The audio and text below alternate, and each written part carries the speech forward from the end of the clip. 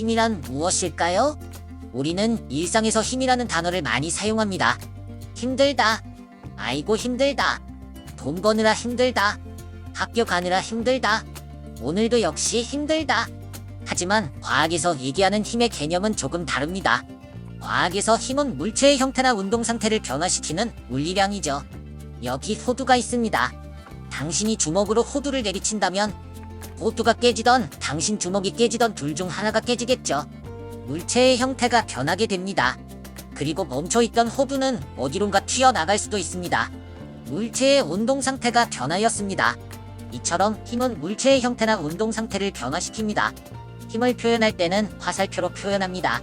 화살표의 시작점이 힘의 작용점, 화살표의 방향이 힘의 방향, 화살표의 길이가 힘의 크기입니다. 그리고 힘은 혼자서는 존재할 수 없습니다. 마치 우리들처럼 말입니다. 여기 유명한 노래 가사가 있습니다. 세상이 둥근 것처럼 우린 동글동글 인생은 회전목마. 우린 매일 달려가 언제쯤 끝나 난 잘 몰라. 석호동호의 회전목마입니다. 여러분은 이 노래를 들으면 어떤 생각이 드시나요? 덧없이 흘러가는 인생, 옛 생각과 지금의 삶이 생각나시나요? 그렇다면 당신은 문과입니다. 저는 이 노래를 듣고 등속 원운동이 생각났습니다. 등속 원운동 처음 들어보시나요? 등은 일정한 값, 속은 속력을 의미합니다. 다시 말해 속력이 일정한 원운동입니다. 등속 원운동은 선풍기 날개, 세탁기, 입자 가속기처럼 일정한 속력으로 원궤도로 움직이는 상황에 적용할 수 있습니다. 빙빙 돌아가는 회전목마처럼, 영원히 계속될 것처럼, 빙빙 돌아올 우리의 시간처럼 인생은 회전목마. 어디선가 이 노래가 들리면 등속 원운동에 대한 노래군 이라고 자신있게 얘기해봅시다. 같이 놀던 토끼와 거북이가 집까지 달리기 경주를 합니다. 달리기에 자신있는 토끼는 내가 너보다 속도가 느리면 내 전재산을 주지, 대신에 내가 너보다 속도가 빠르면 너의 전재산을 나한테 줘. 어차피 거북이는 빈털털이었기 때문에 토끼의 내기를 흔쾌히 승낙합니다. 경주가 시작되었습니다. 토끼는 빠르게 달려갔지만 길을 잘못 들어버리가 긴 길로 달렸습니다. 거북이는 토끼보다 느렸지만 토끼보다 짧은 거리를 움직였습니다. 그리고 둘은 동시에 집에 도착했습니다. 토끼와 거북이 중 누구의 속도가 더 클까요? 토끼와 거북이가 이동한 거리는 다르지만 출발 지점과 도착 지점은 같습니다. 따라서 토끼의 변이와 거북이의 변이가 같습니다. 속도는 변이를 시간으로 나눈 값입니다. 따라서 토끼와 거북이의 속도는 같습니다. 속력과 속도는 다릅니다. 속력은 이동 거리를 시간으로 나눈 값입니다. 토끼가 같은 시간 동안 더 많은 거리를 움직였으므로 속력은 토끼가 더 크지만 속도는 토끼와 거북이가 같습니다. 토끼가 물리학을 배웠더라면 속도 대신 속력을 가지고 내기를 했겠죠? 여기 버스가 있습니다. 버스 안에 당신이 타고 있고 멈춰있던 버스가 갑자기 출발합니다. 당신은 어떻게 될까요? 뒤로 누가 잡아당기듯 휘청일 겁니다. 반대로 움직이는 버스가 갑자기 멈춘다면 당신은 앞으로 쏠릴 겁니다.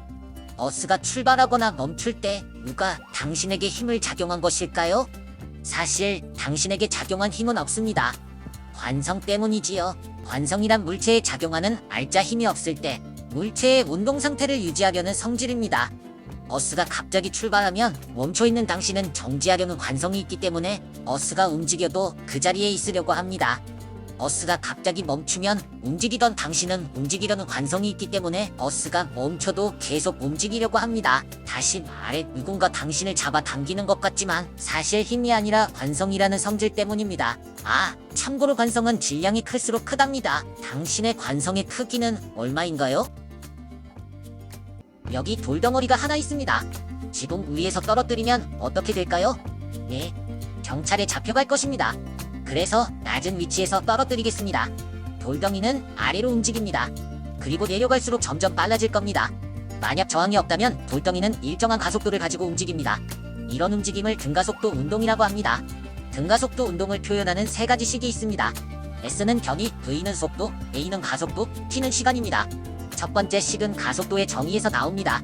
두 번째 식은 첫 번째 식을 적분하여 구할 수 있습니다. 또는 속도 시간 그래프를 이용하여 구할 수도 있습니다. 세 번째 식은 첫 번째 식과 두 번째 식을 연립하여 T를 소구하면 구할 수 있습니다. 등가속도 운동은 자유낙하, 빗면 등 다양한 곳에서 볼 수 있습니다. 처음에는 느린 속도여도 시간이 지나면 걷잡을 수 없이 빨라지게 되죠. 여러분의 인생도 지금 뒤처지는 것 같다고 걱정하지 마세요. 등가속도 운동처럼 충분한 시간이 지나면 훨씬 앞서 나가게 될 거니까요. 뉴턴의 운동 제1법칙을 아시나요? 여러분의 뇌는 법칙을 모르더라도 몸은 법칙을 알고 있습니다. 밥을 먹은 후 무엇을 하시나요? 바로 누워서 유튜브를 보고 있나요? 저는 양치를 합니다. 양치하고 칫솔에 묻은 물기를 없애려면 어떻게 할까요? 네, 그렇습니다. 칫솔을 털어냅니다. 칫솔을 움직이다가 갑자기 멈추면 칫솔에 묻은 물기는 움직이던 관성으로 칫솔 밖으로 나가게 됩니다.